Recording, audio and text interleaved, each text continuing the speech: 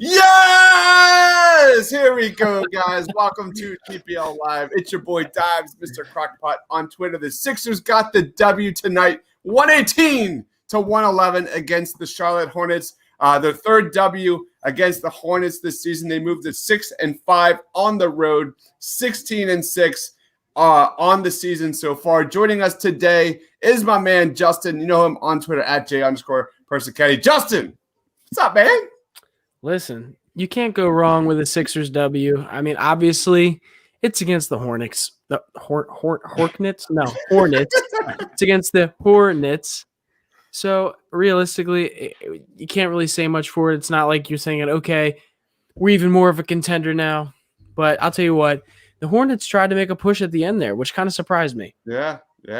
Also joining us today is my man Tiago. You know him on Twitter at TScabby, one of the best Sixers follows ever. Tiago, what's good, bro? Yeah, man, the Charlotte Hornets are frisky, man. They would not go away without a fight. I was hoping this game would have ended at halftime. It did not. I was hoping to see Larry Johnson and Lonzo Mourning to come out from the tunnel and, lead Charlotte to victory. That didn't happen, so it was a good win. Hornets, they're the 8th seed in the East, so good win.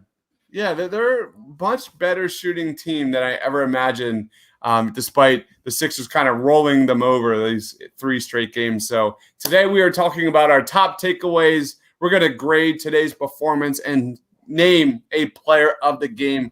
I know the Sixers gave up 111 points, but my main takeaway is the Sixers defense. Third overall in defensive efficiency at 104.6. But really, you go back to that first quarter where the Sixers really cemented themselves defensively. The Hornets started leading the game 4-0 at the 10:28 remaining mark in the first quarter. The Sixers then went on a 30-9 run in the first quarter. The Hornets only had like 2 buckets and a free throw. It was just an incredible showing defensively for the Sixers, and really flashed that this is the team's identity. I know the Sixers kind of went into coast mode. They played that like Jim Schwartz sticks defense in that second half. They kind of pumped the brakes a little bit, but that's what makes this team so lovable to me is the bones, the DNA of this Sixers team, and what will carry them moving forward is not the floor spacing, but it's the defense. So what about you, Justin? What's one of your takeaways? I mean, the biggest takeaway for me would just be Joel Embiid. I mean, it looks effortless at this point. If we're being honest, his touch is ridiculous for how big he is. Mind you, he's going up against Cody Zeller and Bismack Biyombo.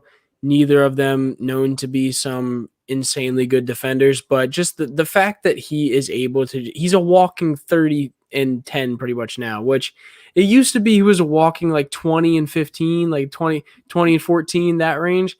Now it's like, okay, he's pretty much getting 30 and getting like 15 to 16 on free throws alone every game. It's just like, it's crazy to me how easy he's making it look at this point. Yeah, man. What about you, Tiago? What's one of your main takeaways? Yeah, Embiid is at that level where like few stars get to, right? So it's that level where you have all the answers. So you want to double me, I'll pass. You want to play me one-on-one, I'll take you off the dribble, I'll post you up, I'll attack you, get fouled, whatever. There's very few players in the NBA who have an answer to every single thing you throw at them. And Embiid is officially in that category. It's been incredible to watch. He's my MVP. He's the best player in the league right now, and there's very few arguments against that. I thought that defensively, so Chris, you mentioned like defense, people are going to look at the score and they're going to see whatever, 111, whatever the number is for Charlotte. But it's a tale of two halves. Like Charlotte is one of the they have the most passes per game in the NBA. So they love to pass, they love to move around. And that's a team that, like, if you're not up to play for, like, they're gonna wear you out early. And the Sixers came in, gave up 13 points in the first quarter. 13 points in the first quarter. And everybody was locked in. Ben was super locked in on Hayward. I think Hayward finished with 22 points, but he had 9 for 19. So an inefficient night for Hayward. And Joel was typical Joel inside the paint, man. Like, you're trying to get in the paint with the Sixers right now, Embiid has all the answers. So, defensively, to your point, I thought they were spot on. And I thought it was overall a good effort for a team that, was playing against a very energetic Hornets team for sure. It's amazing that the Sixers can have like a relatively easy victory with Joel Embiid and Tobias Harris leading the way. Tobias Harris and Joel Embiid combined for 60 points, 19 of 33 from the floor, 4 of 9 from 3, 5 total turnovers. That's just the beauty of Doc Rivers, is it not? Is it not the main storyline so far this season? Is Doc Rivers unlocking these two?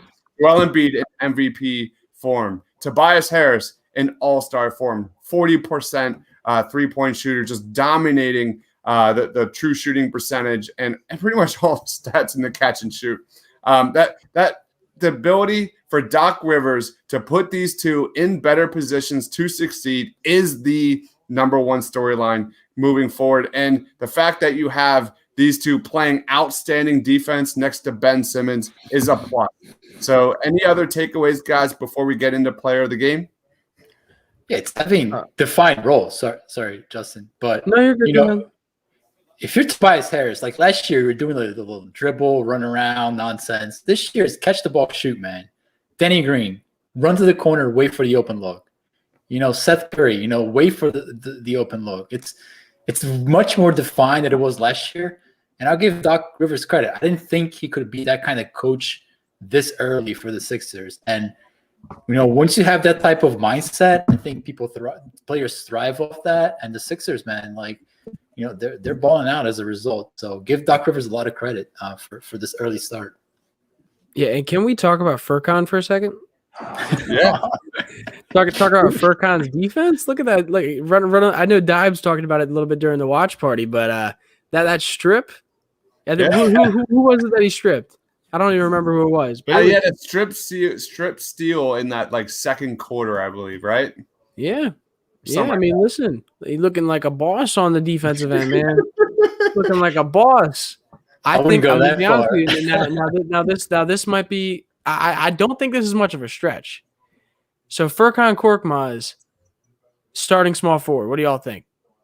Jesus, no, no. Why are we even? No. No. Why not? He's obviously a better defender than Danny Green right now. He's younger. Get him minutes while he's young. Let him grow. Hey, Justin, let me ask you a question. Who plays small forward for the Lakers? Small forward? For the Lakers. KCP. Is it? KCP, right? No. It's LeBron, bro. Okay, well, LeBron basically plays point guard for them. Yeah, I know, but I'm saying, like, you play the Lakers if Furkan started, LeBron's going to go right at him, man. Listen, Marky, listen. Let's just think about this for a second. It only makes sense. Think about it. All right. Let's go into one other takeaway, and that is Seth Curry. I think people are like kind of overreacting a little bit with Seth Curry. Look at the last 4 games by Seth Curry: 7 points, 2 points, 12 points, 9 points, roughly 6-7 points a game. He's shooting 3 of 14 from 3. Tiago, is there any reason to be concerned about Seth Curry's like lack of involvement on offense? Concern? None. I think shooters over time get hot and cold. We've seen it with like Klay Thompson. I've seen Klay Thompson shoot like 15% for 3 over the course of like a month, which is like insane if you think about like who the player Klay Thompson is. What I'm concerned about is his volume of shots. So he took 3 shots today? And if you look at like historically over the last couple of weeks, right? It's a couple of games. So he took 3 shots today, 9 against Indiana, 7 against Minnesota, 6 against the Lakers. So the volume of shots is not there. And again, it's tough to tell why that is now, but the Sixers are winning, so it's tough to really complain with that. But I'm more concerned about can they get Curry up to a volume of shooting where he's comfortable enough, getting the rhythm and consistently hit from 3 points land. So something I wanted to say about that is part of me thinks he's kind of smart with whether he's hot or not on certain nights. Like you see, if he's hitting his shots early, you tend to see him shooting about the ball like more times. I can't think of the exact number right now, but typically if he's not going off early in the game, he's not forcing him. Like he's trying to play make more. He's trying to drive in a little bit more and get other people involved. So I think that's something that I like about Seth, because I think that shows his multifacetedness in the game where like he's not just a shooter. Like if his shots aren't falling, he's capable of showing you more to his game.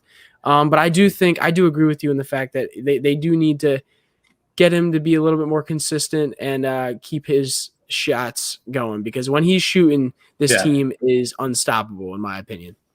Just one point on that comment you brought up, Chris, about him hesitating off the catch. I think that's a great call out, and it's true. And I think a lot of it has to do with the fact that like the Sixers are not particularly a very good passing team. So pay attention the next time like Seth Curry gets a pass thrown his way. Oftentimes it's like, below his knees or a little bit above his head, and he has to kind of readjust. Mm-hmm. And that readjustment sometimes is the difference between being able to get a shot off or not in the NBA. So, I think, if they work at getting him better, more precise, crisp passers, it can go a long way to unlocking more shots for him. I think that'll come as well as the year goes on, as people learn their spots even more, as there's a flow to the offense more and more. I think that'll come. Yep, I agree. All right, let's roll on to player of the game. Justin, who's your player of the game today? My player of the game, I'm going to go with Joel Embiid. I'm sorry, you guys are going to have to pick someone different because I'm stealing him early. Joel Embiid just showing, like I said when we first got on here, just showing that he can make it look easy against teams that he needs to make it look easy against. And in a game like this last year or 2 years ago, to be honest with you, these are one of those games that you're like, okay, are we going to win this game? Is this going to happen? Like, what's going to happen here? And Joel just comes out, scores 34 points, 11 rebounds, good shooting numbers, like two steals, a block. Like, overall, just shut it down at the end. Came in, has insane. Like, the craziest thing to me, and I cannot stress it enough, I talk about it all the time, Embiid's touch for how big he is just ridiculous. Like, the man is like damn near 300 pounds. 7 foot tall and has the touch of a guard. Like you see the ball hits the rim, it just like dribbles around. Like you don't see that a lot of times with guys his size, and that's one of the things that just makes him so incredibly good. And you just love to see it. What about you, Tiago? Yeah, I mean, Embiid is clearly the best player in the game by a wide margin, but I go to Ben Simmons, man, and like we're seeing the Ben Simmons who played last year. We're seeing that aggressive guy who's consistent on both ends of the court. And again, let's just look at the numbers, right? So we're looking at how he performed tonight. 7 for 12, and then if we look at over the last couple of games, so you have 7 for 12 tonight. You have 9 for 12 against Indiana, 8 for 15 against the Lakers, 5 for 9, 5 for 7 against Detroit, and 7 for 10 against Boston. Over the last 2 weeks, Ben Simmons is shooting 65% inside the paint.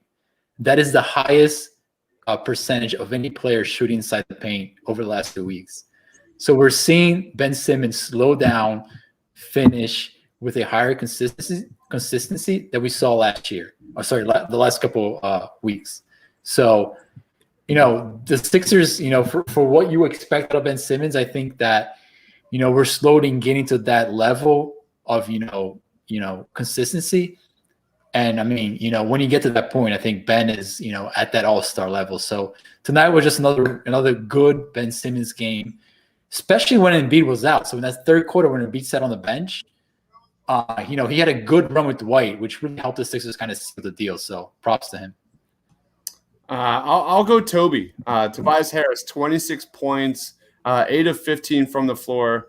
This is a dude that just finished 13 games in January, averaging 21 plus points a game, 46.7% from three, has been outstanding under Doc Rivers. 5 of his last 7 games before tonight, 20 or more plus points, starting off February hot with 26 points.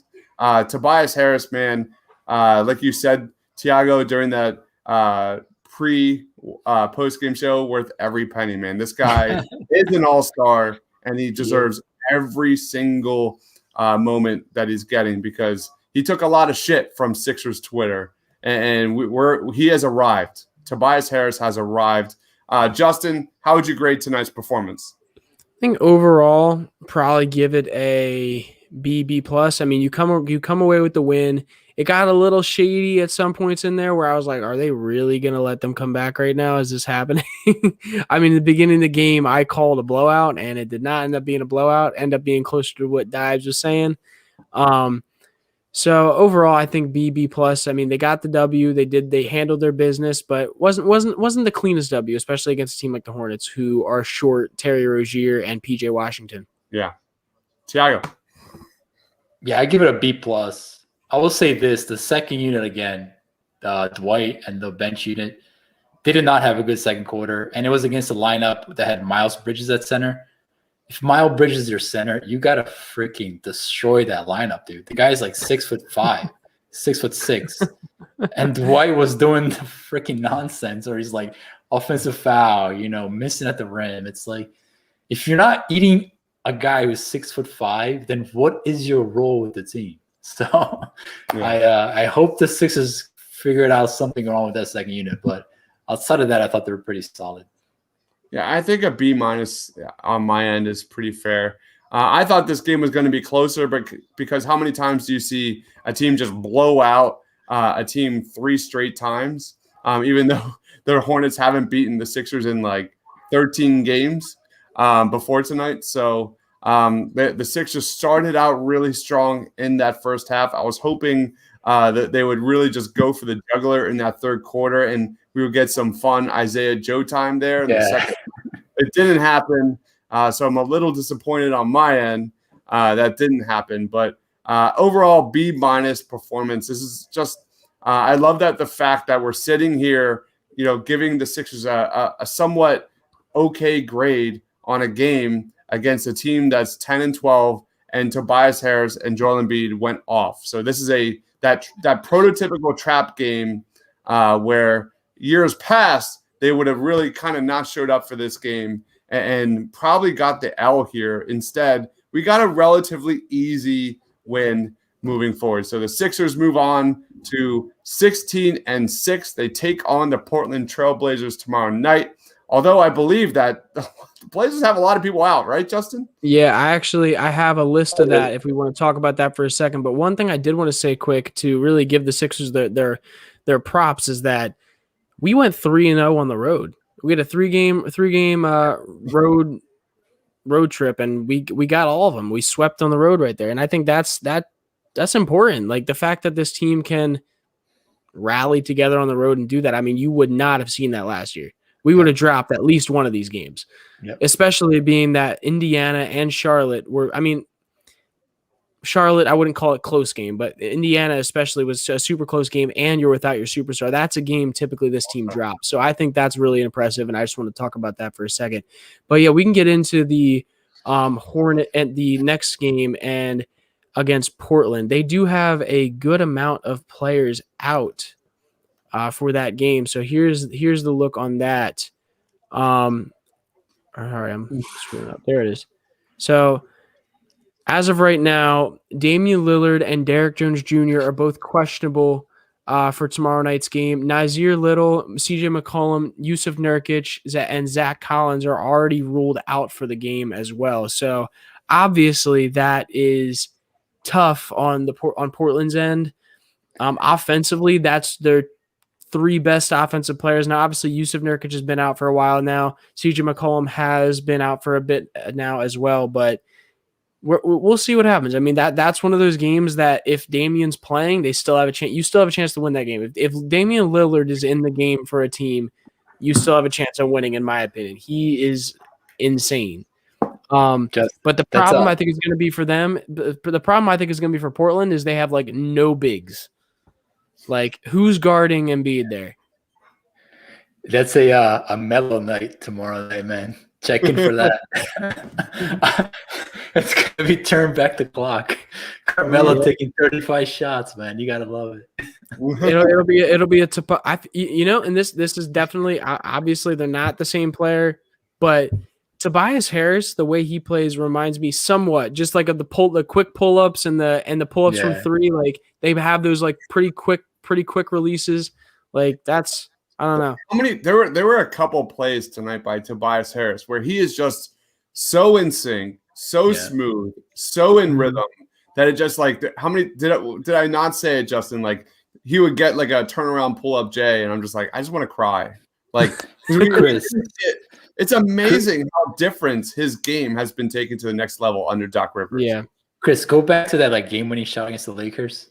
So he's processing the game so fast.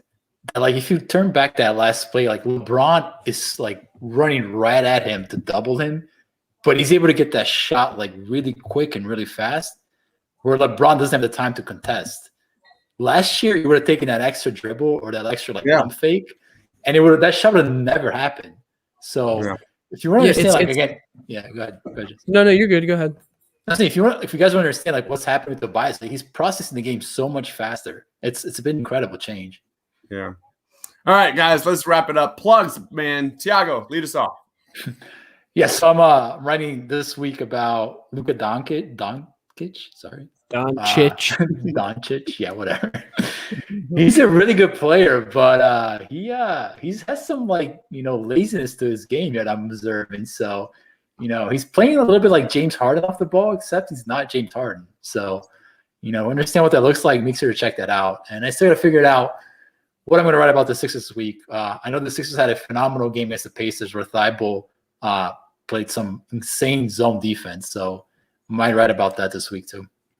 To be honest with you, though, that should not surprise anybody. Thibault was one of the best ever coming out of college in zone defense, and I was honestly one of the reasons why people were worried about him coming into the NBA, because he didn't run any man defense in there. So insane. Right. Justin, plugs. Yeah, I mean, if you want to, guys, go follow me on Twitter at j_Persichetti. I'd really appreciate that. I'm on my road to 300 followers on there. I think I'm about like five or six away. So appreciate whoever has already followed me. So if you want, go follow me over there. Please subscribe to the channel. If you have not already, drop a like on this video. And if you have not already, drop a W in the comment section as well when this video ends, so that we see it after the video there. I'll make sure to go back on my own YouTube channel and like all those comments for you guys. So, yeah. Last up, we've got the Flyers watch party going down right now. Please go over when we wrap it up here. My man Amadeo is locking it down. The Flyers taking on the Bruins, although I have no idea what the score is. That's where I'm headed. Flyers taking on the Bruins. No, I'm not doing that watch party. I'm going to go hang out with my wife. So somehow I'm not divorced yet, which is unbelievable. But anyway, Flyers watch party going down right now, followed by our post-game show. Amadeo is a phenomenal hockey mind. Truly check him out. That's going down right now. But make sure you follow my man Tiago on Twitter at @tscabia. Follow my man Justin at j_Persichetti. We'll be back tomorrow night for the Blazers game. Thank you, everybody, for watching and commenting. Please smash that like button. Check us out on Twitter at The Painted Lines, thepaintedlines.com. We're on Facebook. We're on Instagram. Thank you. Sixers win 16-6. Number one team in the Eastern Conference. Number one team in your hearts. Let's go, baby. See you tomorrow night. Stay awesome. Peace.